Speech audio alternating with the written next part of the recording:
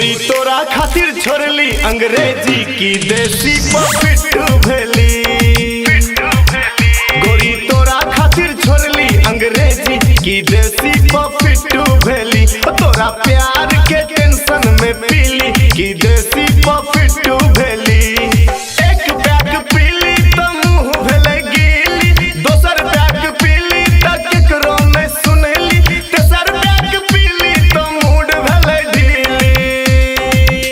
तोरा प्यार के चक्कर में पीली की देसी पपिट्टू भेली। गोरी तोरा खातिर छोड़ली अंग्रेजी की देसी पपिट्टू भेली।